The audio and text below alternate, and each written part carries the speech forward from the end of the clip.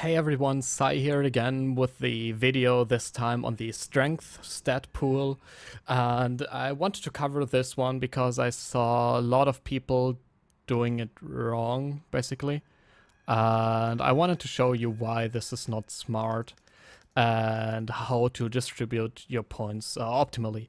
So what I've seen a lot is that people put their points like this. And this isn't really good. Why? Let's see.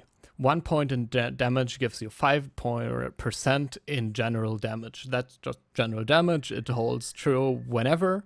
And the other options are single target damage, area of effect damage, melee damage, range damage, and health points. I won't focus the health points in here because they're a whole different topic and you have to decide about those in a whole different manner, because it's just not the same problem here.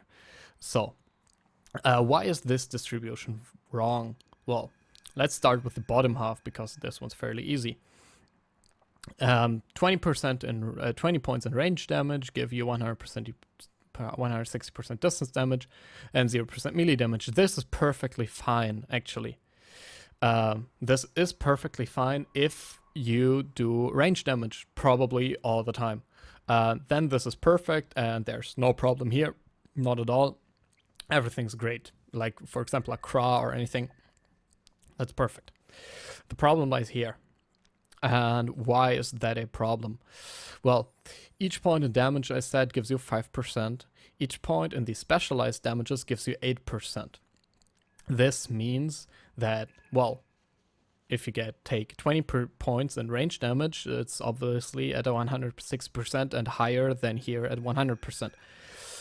The problem is a spell can never be multiple things at once. It can never be single target and area of effect, and it can probably never be melee and range damage. I'm not quite too sure about that one because I know about like AoEs. If you do like a Dire Right, for example, Echo Flip, the bouncing one, how it calculates if the target you hit it with is directly in front of you, but the other target is farther away. I'm not quite sure, but let's just say one spell can only have one sword, and well, this is why this is bad, because this gives you only 8%, and let's just do it with even numbers so it's easier to see.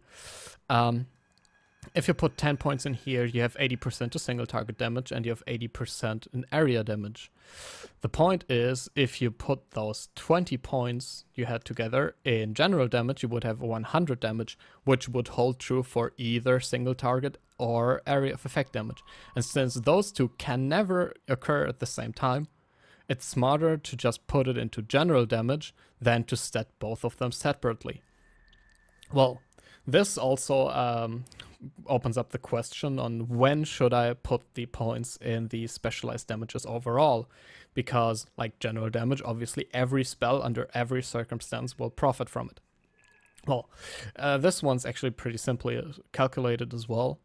Since this one gives 5% and this one gives 8%, you can just divide them.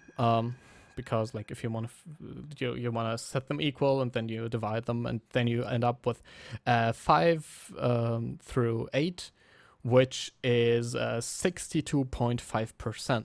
So this means that at 62.5%, the single target damage is equal to the damage, which means if you use single target damage spells 62.5% of the time, you will do the same damage over all your spells as if you just statted general damage. And obviously, if you have more than 62.5%, you will gain a profit from this single target damage. And this just ends up being a design, like a style question rather, for you. Like, which spells do you use? Which types are you usually in range combat? Are you usually in melee combat? Or if you can't decide at all, then probably just regular damage is the best choice. Also important is at 62.5%, you're only at the break-even point. So it's only equal there. Meaning you need to use like single target spells at least like 70% of the time to actually gain a reasonable profit, at least in my opinion. So that means, sure, if you're a Krab, put the 20 points in range damage. But after that, you can't do it more than 20. But after that, melee damage, certainly not, as well as I just explained that it's not worth it. And then you have to decide, do you use area of effect spells more than 62.5% of the time, or don't you? If you do, well, then probably go for it. If you don't, then go for the general damage, which would then be the best option.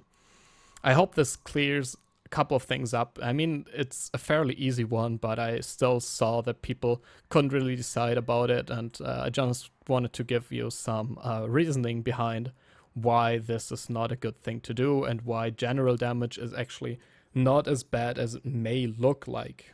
Yeah, hope it helps. Just give me any feedback if you have some. Feel free to contact me in any way if you have any questions, and have fun with your respec.